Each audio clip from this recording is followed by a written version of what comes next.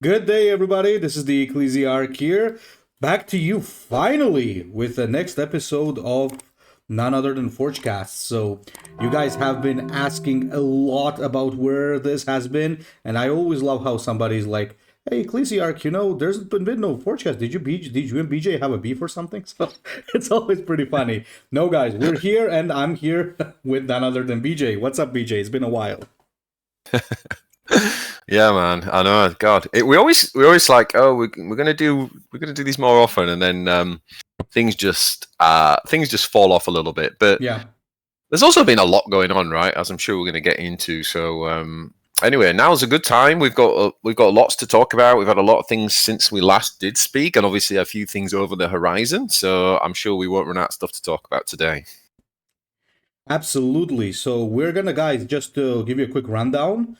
We're gonna be starting off with the whole orc thing because we never got to do a podcast about it because there was a lot of things to talk about. We were still had like cars to explore and do things. So we're gonna start off actually from the snake bites, the Beast Snaggas, and the everything basically that came with them. We're gonna discuss the things that we liked, things that we disliked, and then we are of course going to go to the most recent popular topic. So let us start off with the orcs first. So, BJ, the very first thing that I would like to discuss about that is what has been your experience with the Beast Snagas overall from a gameplay perspective first, like their cards, them being integrated as a sub faction and not a faction, and maybe like also their legendaries, as well as maybe some other things. So let's first look at them that way. Yeah.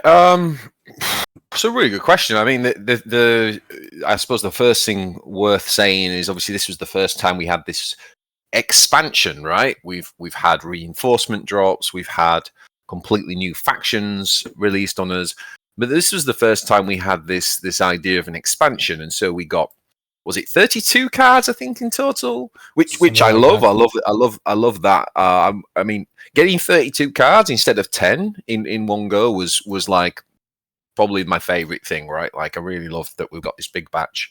And it allowed them to explore some different concepts, because if you only release 10 cards, it's like there's probably going to be, maybe there's 2 cards that are good within a particular archetype or concept, and then it doesn't really add to that much variety. But with 32, you can start to do something with that. So, conceptually, I liked it. Obviously, the devs have put a lot of, they've invested in the assets and the kind of coding and development of this, of the reinforcement. What do we call it when we have a thing for a week? I think we call it expansion. Yeah, but what's the thing called that we get where? Oh God, I'm forgetting the name of it now. Like when we get the thing then that gets added to the menu for a week, and oh, you mean the battle pass? No, it's not the right word. I can't remember. I can't think what the word is now. We basically got a week, didn't we, with the reinforcement drops where you would play, you'd get different. It's like a mini campaign, isn't it? You'd unlock on the pass, you'd unlock the cards, and there was cosmetics and all of that sort of stuff. And what they basically did is they took that, they made it bigger, they made it last a month instead of a week, and they added a vault. That was my experience of it. That's how it felt to me. In terms of my experience with the Orks, I would have to say I'm still waiting to have it. Oh my because God. when we looked at the cards and we all got excited and we revealed all the cards, I'll just tell you now, I had about 5 ideas in my head for deck guides, right? And so far, I've been able to do one of those ideas. And even then, I'm missing a key card, the Worst Boy. If you watch my... I'm missing that too. I've got 1 copy. And if you go watch my my deck guide this season, I'm running it. This is like my Orc build for this season. But I've got 1 copy of the finisher. So I would say I've been able to do 4.5 of the 5 ideas I had. And that just sucks, like, as a content creator and as a deck builder, I enjoy innovating and building decks. It's like, when you have a new release in these cards, you get this, like, I've been talking about this kind of, like, period of excitement that you get, and everybody's hyped, And when you play on ladder for those first few weeks, people they don't just play the meta best refined decks. Everyone gets a bit looser, they have a bit more fun, and it's fun to play the game in that period, right? Because everybody's testing stuff, trying stuff. You're not just playing against the same thing. The problem is we're like a month and a half past that enthusiasm gap now, and it's all gone. So, by the time I actually do get the cards, if I ever get the cards, it's long gone, and that's a shame. As a player, it's a shame, and I can imagine lots of people listening to this probably have the same thing. But also as a content creator trying to support the game and get the community excited about decks, it's a massive shame, because how am I supposed to do that? So yeah, I have to say that I went into it strong, and then my enthusiasm just waned and waned and waned, and the vault, and then the vault happened, and I want to hear your experience of the vault, but I'll just quickly end on this little story. So you remember the one where we had the legendary card? So that I think it was the second round, wasn't it? Yeah, the Pain Doc or whatever, the guy that summons beasts. Yeah. Yeah, still haven't got that card because I saved all my vault tickets. I literally spent I can't remember if it's 30 or 40. So there were two. Let's get this right. So there were two titles, the legendary card, and two avatars, right? And there was also titles, avatars, a legendary card, and then there's also the common or rare or something that was also in there. So to get everything, you needed to spend 50 tickets if you wanted all titles like within one of the kind of little epochs. I spent like 43 tickets. I got 2 titles, 2 avatars, no legendary card. I literally, I think that's the closest I've come to just experiencing like pure rage quit in this game. Like, I was so annoyed. It just felt like a complete. It just put me off. In fact, what it did was I didn't even bother finishing the campaign that I've paid for. I just stopped. I just didn't play, so I didn't even get the card at the end because my play rate just dipped. So a very mixed experience. Like I said, some positives going into it at the start, but by the end of it, I felt pretty bad and pretty uninspired, and I still don't have the cards. Yeah. How about yourself? Okay, I have a lot to say. I'll start from the good. So I would say, in terms of the idea of having a sub-faction with 32 cards added to the game, I support it. Now, I know that a lot of people would have liked Snakebites to have been like a separate faction, and there were some other ideas as well, but I think this is overall good. It's better than it's worse, because first of all, after those cards have been added, Orks actually got a ton of playstyles now. Like, you can play like face bash aggro, board spam aggro. You can play the beast late game control, the classic Ork late game control. There's the weaker versions like vehicle orc. So Orks were already like one of the most diverse factions in terms of gameplay style. Now it's gone up even more. And one of the things that I appreciated was that there have been very specific legendaries added to the game, like the Pain Doc or whatever it's called, and the Squigosaur. Obviously, you only play those in beast decks. If you're not running beasts, you don't play those cards, because they're not like a card that you just run because, oh, this has good stats, I'm just going to rub it in. And for example, if you take the Power of the Wa, same thing, you don't really want to play that unless you are spamming the board. I think the only new legendary that's more like, I'm going to add this to every deck because the generic value is Worst Snaga, because, it's just good. So overall, that is good, because not only it added more gameplay styles for the Orks, it addressed one of the issues that a lot of players actually have. I get a lot of comments on my videos saying that one of the things that really throws me up about in Warpforge is I can just build a deck, take all the legendaries, put it in, and I have a good deck. So people don't enjoy when all the legendaries have to be in a deck. They enjoy it when different decks need different legendaries, and I think Orks have kind of moved towards that direction, which I think is really good. And of course, having a bigger legendary and bigger warlord pool helps. And I like both of the new warlords. I've been enjoying them quite a bit. And of course, it's finally delivered the Squigoth, which we have been hyping for like a year or 2 years already. Everybody wanted that. So, and of course, I also like the expansion idea, I'll be honest, because that means that maybe now we can get more stuff like, let's say you got the Ultramarines, you can take one of the successor chapters and make an expansion. Because let's be honest, some of the minor factions are not big enough to have their own big factions. So this actually makes room for having even more stuff in the game, like more characters, more recognizable things. That's the good part. Now on to the bad part. So the bad part is I absolutely despise the Vault and anything about it. That concept just makes me want to puke because like I gave up on the Vault after the first week, not because like I didn't roll well or something. In the first Vault, I did roll pretty well, but I didn't even try to go for the pain boss or whatever it's called once again, because I hate the concept of it. Like this idea of like you're spending the tickets and you're getting titles and stuff and you're grinding to get that one card and you have to get these tickets and then you buy these tickets. This like smells so I like, how can I say, this smells like a typical mobile game, which I hate overall. I don't think it like ruined the game, but it was not something that I loved. But I'll tell you what I think did ruin the game a little bit for me. It's not that the vault. I could be fine with having the vaults. Sure, keep it. Why not?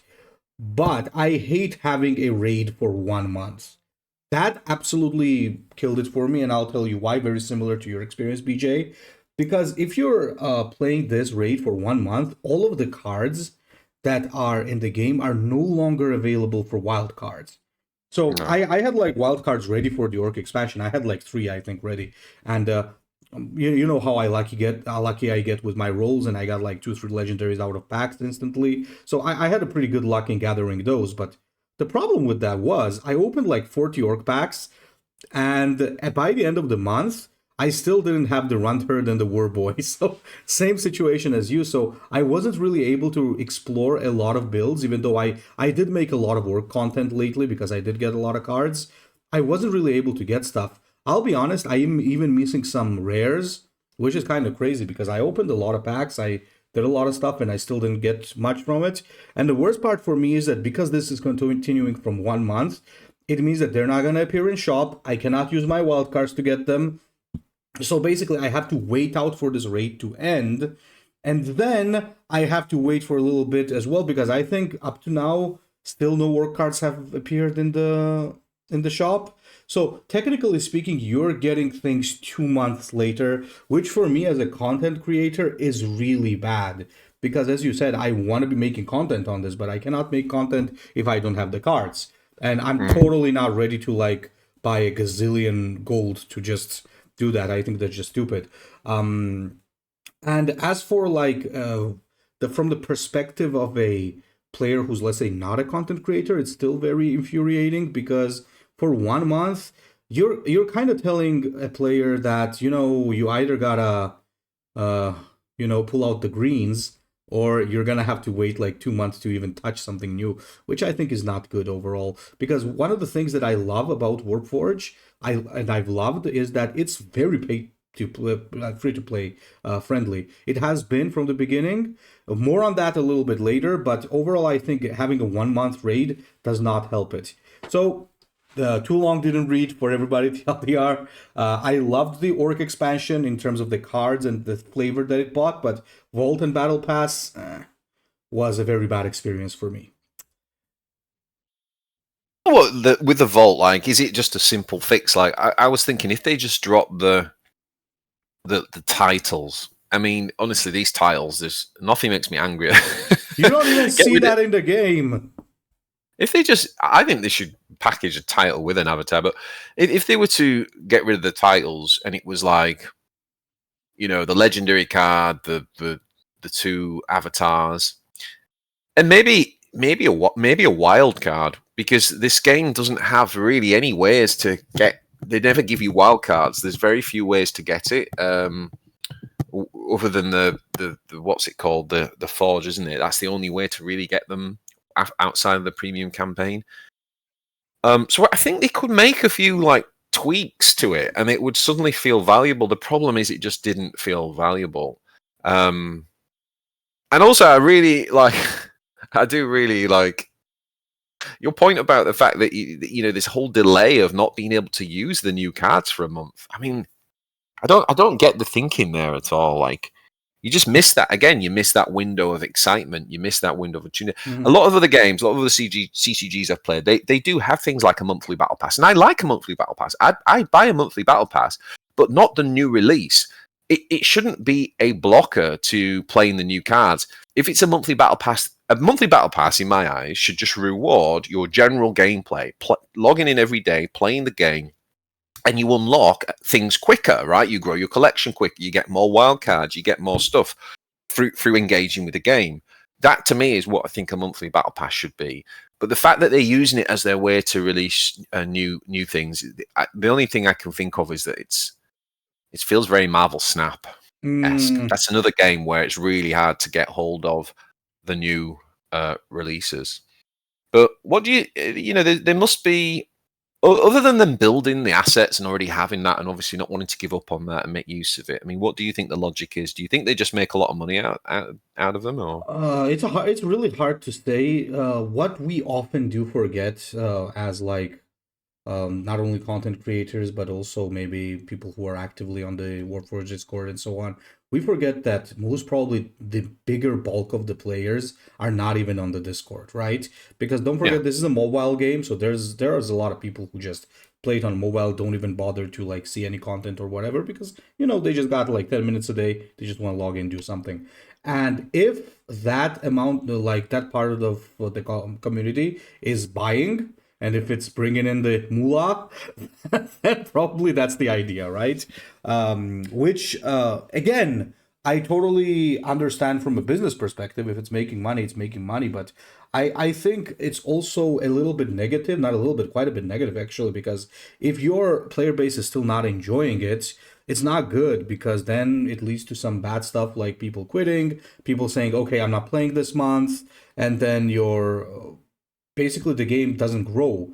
So the number one thing that we want for Warpforge, and we wanted from day one, is for this game to grow, right? And it has been growing. Let's be honest. Like it managed to grow, not like to crazy numbers, but like it is growing. I know that there were a lot of doomsayers at the start saying, "Okay, this day game is dead. Just stop, even playing it." But I think that which was pretty crazy. Honestly, I really don't dislike that attitude, but it could be growing much more, is what I'm saying, because you don't want to do something that causes aversion with your players, right? And I think I think this is something they can learn from. I don't want to say like from like that they haven't, because if you remember when the Galaron battle pass came out, at first the our reaction was pretty bad. I think that was the first one, right? We said that like it was too long, it was boring and stretched, but afterwards when they made the second one, it was shorter, and I think nobody was very unhappy with it anymore. The only thing that people were unhappy with is that some balancing issues came with it, but like for the most part it was very tolerable. Like just having 2 weeks of it, totally fine, but like having a month of it is way too long, and especially considering it's a whole faction. And that also brings another issue. Again, I understand that balancing games is not like the easiest thing. I don't know a multiplayer game that I've ever played which is like perfectly balanced, but here's the issue. If what you're bringing to the table is disbalanced, which the Orks were, that's why they got hit in the patch, you're basically telling me that, for example, if you're not willing to pay for it, then you're going to have to play against this for the next month. And even more, maybe, because afterwards maybe you're gonna take another month to make a collection, or even more. So you're technically telling me that unless like you're willing to buy this, well, I'm sorry, but you're gonna be seeing Mozrog and Asmodai for the rest of your months. So I like what I'm saying is it's gonna ruin experience for a lot of players. Because of that, right? Well, Asmodai, but just an example, because he was the other warlord that was very popular, Asmodai / Azrael, right? So you don't want to create that situation, is what I'm saying. 2 weeks, I can get behind. I can even say, okay, I'll just ignore the vaults. Oh, even though your fix, I think, is perfect, as that you said, just to drop the titles, which are basically useless at this point. But 1 month, way too much. I don't know how much money that's making them, but I don't see that as a good thing. I think it still causes harm, so to the game. Hmm. I just, I mean, I suppose we'll talk more when we talk about the new release that's pending. But just sticking on the Orks end. So obviously we got a battle pass right at the end of the season or beginning of this season, sometime around. Not a battle pass, a balance update. So the new cards come out, and literally a month later, the faction did get hit by some nerfs. So I guess what I was kind of going to ask you is well, first of all, what are your favorite cards from the new release, and what's working well for you, and how was the patch what did you think to the patch? Like, how was the patch changing? Because to me, it kind of seemed that what they were trying to do with the patch is hit the Orks win rate, because the Orks had this massive win rate at the end of the season. And it looked like they tried to target cards that might nerf the win rate, but not nerf the brand new cards that had literally just come out. That was my take. But what did you think? Well, I've been enjoying the new cards a lot. Some of my favorites were the Squigget, like absolute favorites, because I love Squiggets. It's like a lore thing. It's just cool. I loved the I also loved the Pain Dock combo, really fun. I liked the power of the Wa because I made a very fun but a little bit toxic, not okay, quite a bit toxic orc deck with it. But I loved also the Squig Smash a Squig with the concussive, pretty cool card. So and Drag It Down, also the MVP and like underrated card of the expansion, which got nerfed, but still. Overall, I loved most of the cards in the expansion. Even the Squig Boy that's smashing your face at the end of every turn, pretty cool. And also the Hunter Rig, very interesting mechanic, just pulling the card from the enemy hand. So a lot of very cool stuff. In terms of the nerfs, some of them I absolutely get behind, some of them I don't. I'll give you a quick rundown. I think concussive getting removed was good from the Smash a Squig. It was way too much, considering how cheap you could make that thing. And it's still good because it's armored, it's got HP, and you can usually play it for 4 energy or 3, so I think it's okay, even though it kind of kills the identity of it, so I'm kind of split between that. I think Squig Hogboy absolutely needed that HP nerf. Way too good because it was overshadowing the other cards on its cost, which we never really want to have. One that I really loved was the Squig nerf. That was absolutely necessary because the amount of ways that the orcs started to get squigs is what made playing against the orcs so toxic. I never felt that like the new cards were making the gameplay for me impossible, but the amount of squigs that were just dropping and just blowing my face up, especially with the recent buff to the unstable, was too much. So I think targeting the squig rather than the squig buggy was the correct move, because that's what I was saying actually on Discord. Better to nerf the squig rather than hit squig buggy and make it unplayable, right? One thing I am absolutely against, actually two things I'll even say, is I hate the Will of Gork nerf because control was not what you needed to target with the orcs. The orc aggro was the issue, not the control, as always is in this game.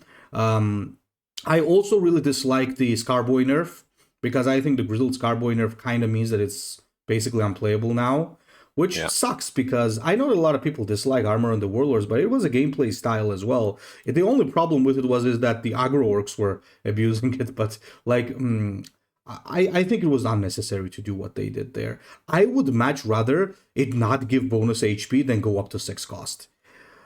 One final thing that I'll say, which is a little bit of maybe some people will disagree, is that I actually like the Proper Killy nerf for one reason.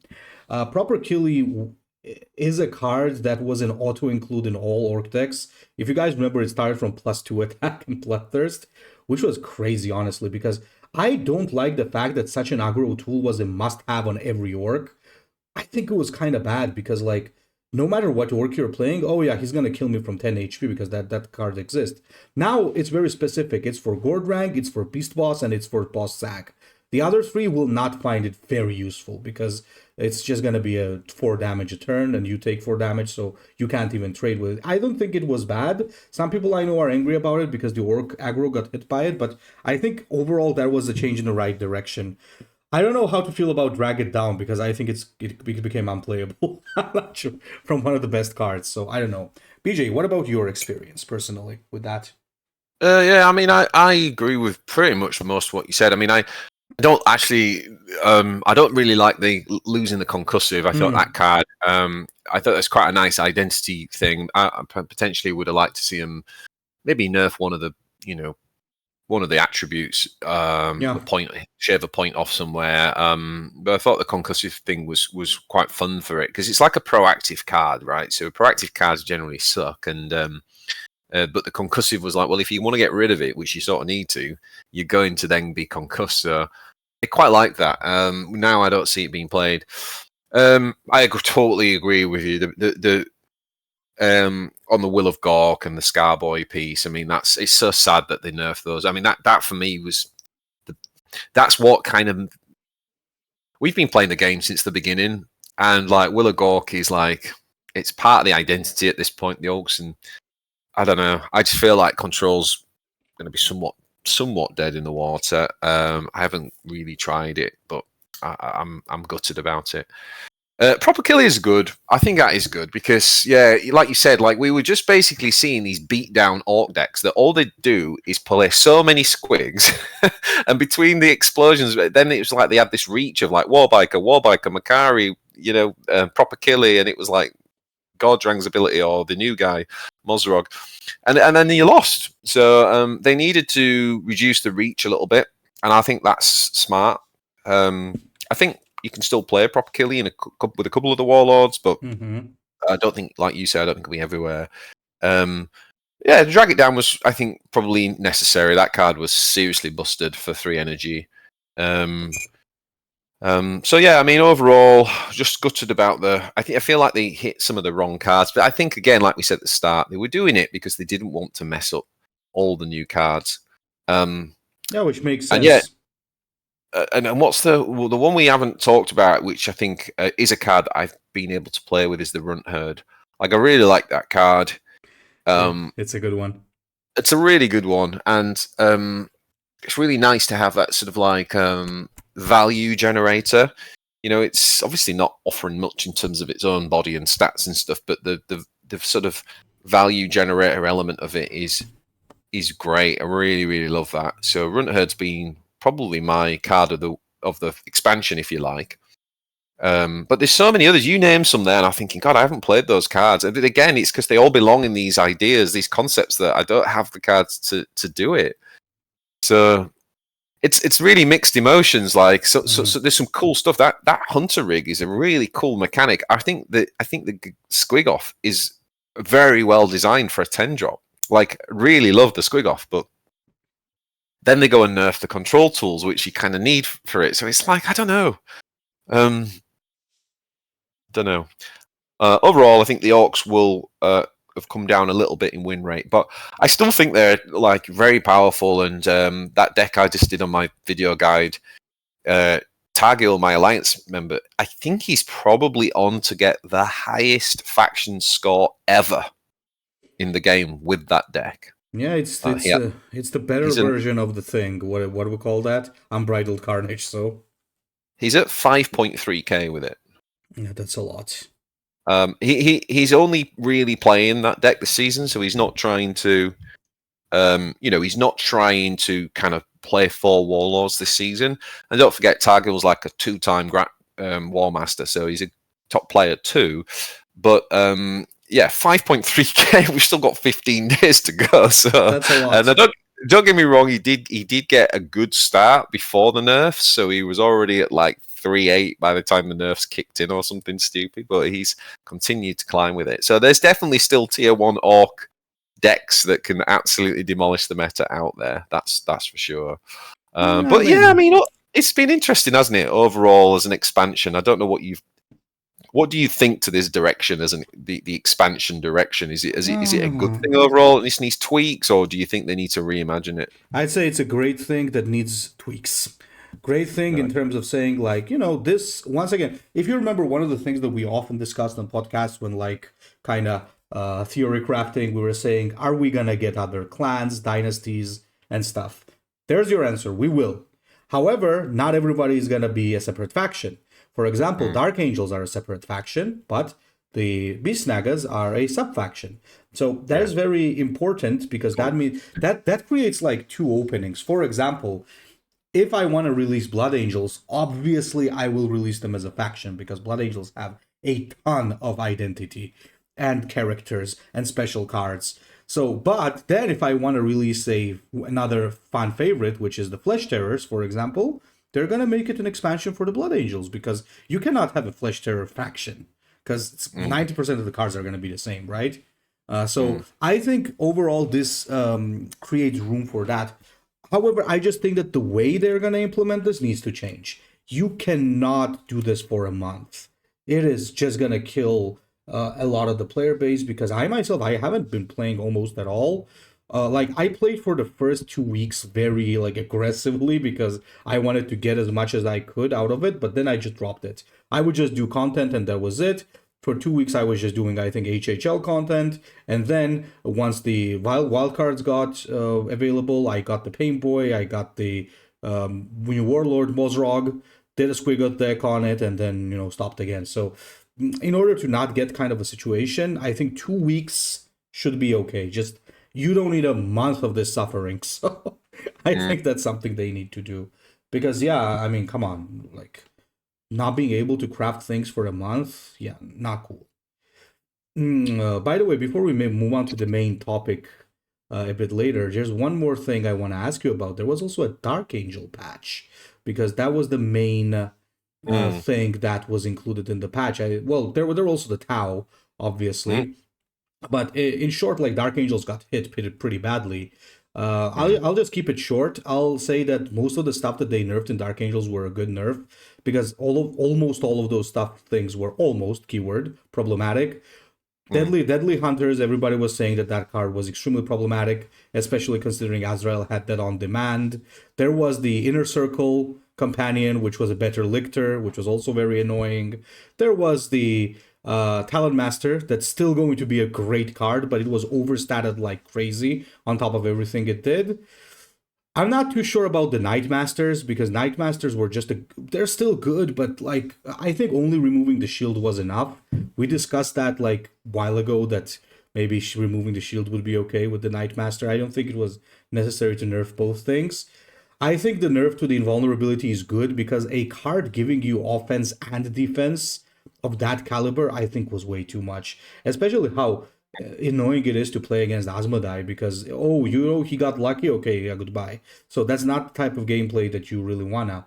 One thing that I am completely against, Death Knight, Deathwing Knight nerf down the attack to 4. I don't like that one, because Deathwing Knight, that was not good. I dislike that one a lot.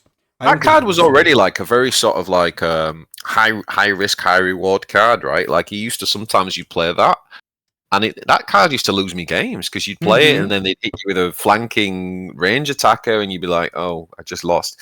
But obviously it could save your bacon too with the Vanguard and as well, or it could act as a finisher late in the game. I think you're right. I think at 4 power, I wouldn't run that card anymore. If I was still doing Azrael, I wouldn't run that one. Probably not, yeah. I'll just put stuff like Ezekiel in it. So I think even though Dark Angels needed that nerf, and they're still good, by the way, after the nerfs, if anybody wants to know, I played them quite a bit, and they're still pretty damn good. You just have to change your deck now. I just think that killing cards is not a good idea. Deadly Hunters is not dead. Talon Master is not dead. Deathwing Master is not dead. But now, the Deathwing Knight is probably dead. And I don't like that, because it was not a problematic card. It never deserved to be killed off. So overall, I think stepped in the right direction, went a bit overboard. I think that one could be reverted, but I don't think we can expect that anytime soon. So no, I think you're right. I think you're pretty much on the nail there. I was thinking about maybe going back and testing Belial and trying some stuff there, but action just seems like in a decent place now. It's not. I don't think it's tier 1 anymore, but I think it's it's not trash tier either. It's just in a decent place.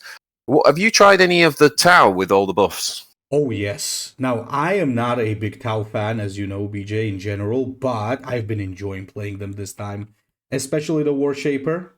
And you put out a video the other day, pretty similar to mine, but yours has more stealth and interesting stuff. I love it, because I played all except Omazos, because I have a personal aversion towards Omazos, but I played Shadow Sun, I played Onva, I played the War Shaper.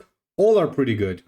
I'm not sure if they are if they're like any of them is like very high tier or something. But I think overall changes were good because I enjoyed the buffs to those marker light finishers. That's gonna make Shadow Sun aggro more interesting. I Mm. love the battle suits becoming stronger because now you actually have some bricked up front lines. I love the Fire Warrior change, super, because now it's playable. And Shasui, Breacher Shasui, right? Thank God, because you remember when they nerfed the Breacher Shasui, and No, our it was the most reaction was random like, nerf in that game. what the hell is this? Like, what? What are you doing, right? And now they buffed it, and I think that's pretty cool. Only little bit of a problem that I have with the changes is that, yeah, I absolutely love that they gave them a dedicated front line, but I never understand why that Tau battlesuit is always the one being buffed. It was good as it was. It already took 2 buffs, though. Maybe other things deserved it more, but sure, I think this will put Tau in a more solid space. At least they will be playable and you will be able to have fun with them. So, yeah, I can get behind that 100%. Overall, pretty good changes to the Tau, is what I'm still going to say. Yeah, I won't mind going back and trying like a, I don't know, like a kind of. I used to have this idea for a control Shadow Sun. Not a battlesuit deck, but a control. I've just thought about it now, but I don't know if it's any good. But I mean, I think like you say, the buffs have kind of elevated them. Definitely, they feel around sort of like decent tier 2 decks to me. Mm-hmm. You know, like they're definitely, you can climb. They're definitely competitive. I don't think they're quite. I don't think it's quite like tier 1 standout, but they maybe there is one. I don't know, but they feel like quite high tier 2 when they're refined, which is kind of, to be honest, that's really where I think you should be aiming for when you think about the power level of a faction. You should be thinking like, because if it's high tier 2, that means it's not broken and OP, but it's competitive, and you can climb with it, Yeah. and that's kind of like the ideal power level, really. That's what I like, yeah. Yeah. Really, really enjoying some of the Tau myself and some of the buffs there. I feel like the weird thing is the game itself is in a, it's in a much more balanced meta this season, right? Like, Yeah. if you look across the factions, Orks, they if you talk about them post balance patch, obviously on ladder there's some people who got big scores before the balance patch hit. But outside of that, like, I think actually they're still tier 1, but I think that they are, most of the factions are playable. I've just been playing some Erica. I think that's very, very playable at the minute. Oh, yeah. I think Imhotech's probably got a few different builds that are good now. Imhotech's very good. Tau, we've just said, are good. You've still got the Sylar deck that hasn't gone nowhere. You've the Eldar deck's probably, I think maybe Eldar and obviously Swarmlord. Swarmlord's not working since he got hit. Not sure it was the right thing to do to Swarmy. I think BJ, sorry for interrupting. Partially, I think Swarmlord situation is also due to the Orc meta, because Orcs famously shit on Swarmlord, so that might also have contributed. We'll see, but yeah, I think Swarmlord's struggling. Yeah, I mean, Neuro's fun. Like, they made some good changes there. But outside of Neuro, I feel like the Tyranids and the Eldar, maybe they've lost a step. Maybe they're falling behind a little bit. But overall, I mean, I don't know. It seems like it's fairly balanced. I don't think that's the issue with the game at the minute. They've really got to sort out these new releases for me. Like, yeah, I think, I don't know if me and you are biased because we're content creators, but we need to figure out a way that people can get hold of cards. Like, when the new release happens. I mean, I said to you earlier that I've never known a situation where I'm literally just like sitting here wanting to give my money to a company and they just keep putting like silly barriers up instead of making it easy. Just take my money, I miss those days. Like, I'm thinking about Hearthstone. I think about Runeterra. I can think about these games where an expansion hit and I just dropped loads of money and got all these new cards and you could just jump in and deck build. And I know free-to-play players don't love that because they'll say, well, it's not fun because then other people get to have all the cards and we haven't got them. And it's like, yeah, well, that's the free-to-play choice, though, isn't it? It's like you should still be able to get the cards, but it's going to be a slower grind. But at Warforged, least Warforged players actually have a good term for that, PJ. It's not pay to win, it's pay to fast. But now it's crawling towards pay to win. It's the problem. It should be pay to fast, and that is the thing. So I actually think Magic the Gathering is a really good example of this, right? So when you look at their design philosophy, the legendary equivalent cards are not always the most powerful. In fact, often it's like I guess it would be like the epic equivalent in Warpforge. They often tend to be more powerful than legendaries. What the legendaries do is they bring an identity. It's all about style and archetypes. I think it's something Magic does very well in terms of their game design. So a new expansion can come out, and if you want to be a whale and buy loads of cards, you can, and that allows you to experiment with these new ways of playing. But it doesn't unlock the S tier deck. You know what I mean? It's not I now pay to win. And I think you're right. I think what you want to do is create a sort of pay to fast kind of approach, so that you can, people like me can spend money, but those who want to play free to play can still play free to play and still be competitive in the meta. If you don't get that balance right, then you lose players, don't you? Yeah, absolutely. I agree completely, and I completely disagree with the notion that people used to have that Warpforge was pay to win. It never was, honestly. Compared to a lot of other card games, it's not predatory at all. But the recent developments have put a question mark on that, and we're going to discuss that a little bit more once we get to part 2. Just before we finish up and move on to the next part of the series, one more thing that I just like to mention is that, to EG's credit, I think the last 2 patches have been pretty good, because both of them have actually been targeted at making specific factions who were not working stronger, giving some warlords and cards identity, and it was pretty good. But yeah, more on that later, guys. I'm sure you're all excited to find out what we think about the new Emperor's Degenerates, so let's move on to the next part, and we'll see you there in a moment.